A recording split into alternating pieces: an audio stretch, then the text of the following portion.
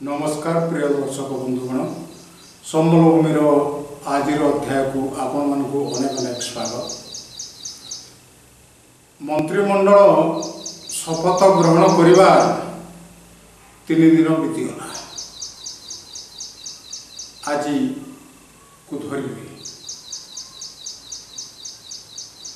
शपथ ग्रहण करते 12 तारीख दिन 13 गला, आज 14 भी गला जीव, किंतु मंत्री मानक मध्य विभाग बंटन हो पारिला नाही।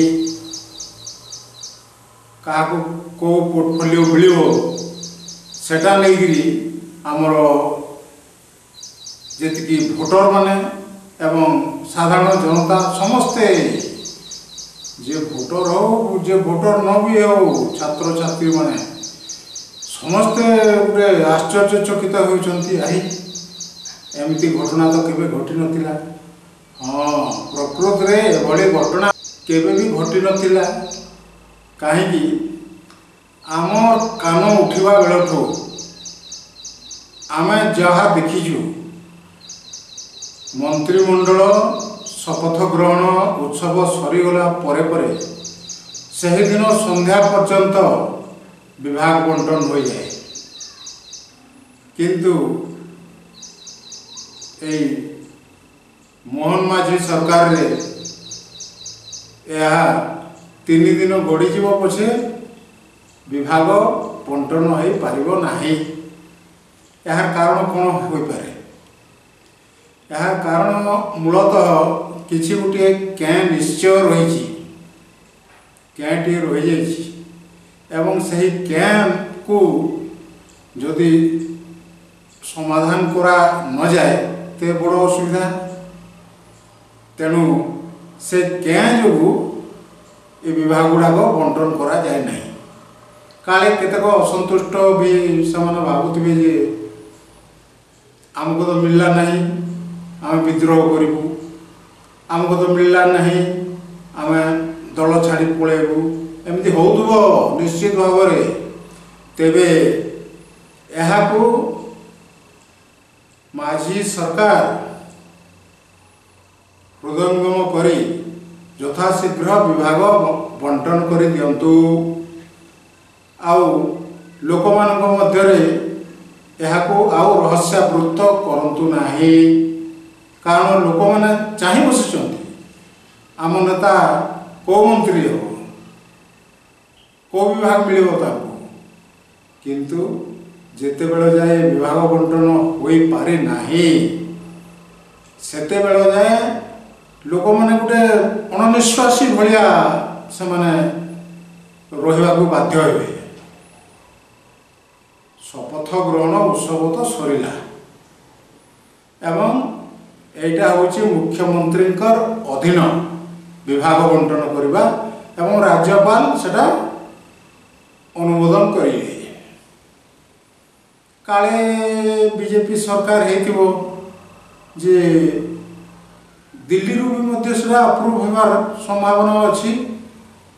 कहीं मोदी जी पूरा प्रत्यक्ष भाव में तदारक करुँच सब जिनिस को लेकर। तेणु से भी टे समय दरकार पड़ जाए पारे, किंतु यह एक एभली घटना जहाँकि पूर्वर आम केवे देखी ना। मंत्रिमंडल शपथ ग्रहण उत्सव सरीला तापरे पर संध्या पर्यंत विभाग सब बंटन करा जाउतला, किंतु एथिरे की रहस्य रही ताहा जानिबा को तो आमर सेतेटा इच्छा नहीं किंबा आग्रह नहीं। खाली कहीं आवंटित हो पारिला नहीं विभाग गुड़ाक से तो द्वंद्व आम घूरी बुलूँ। तेरे क्या कहवा ये सब जिनस गुड़ा।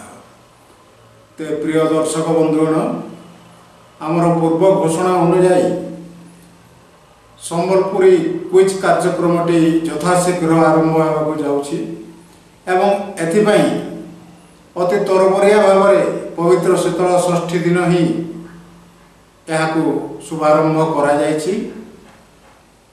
ବିନା ମାଇକ୍ରେ, ବିନା ଲାଇଟ୍ରେ, ବିନା ସାଉଣ୍ଡରେ ଏସବୁ, କାରଣ ସେଦିନ ଗୋଟେ ଶୁଭ ଦିନ ଥିଲା ଏବଂ ଆମର କହିଲୁ ଯେ ଆଜି ଶୁଭ ଦିନ, ଯେହେତୁ ଆଜି ଏହାର ଭିତ୍ତି ସ୍ଥାପିତ ହେଉ ଏବଂ ହେଇଯାଇଛି ବି। ଆମେ କେତୋଟି ପ୍ରଶ୍ନ ପଚାରିଥିଲୁ, 5ଟି ପ୍ରଶ୍ନ।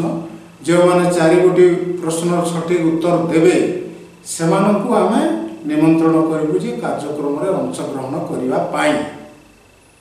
ତେବେ 3-4 ଜଣ ଦେଇଛନ୍ତି ବର୍ତ୍ତମାନ ସୁଦ୍ଧା, ବାକିମାନେ ବି ଦିଅନ୍ତୁ।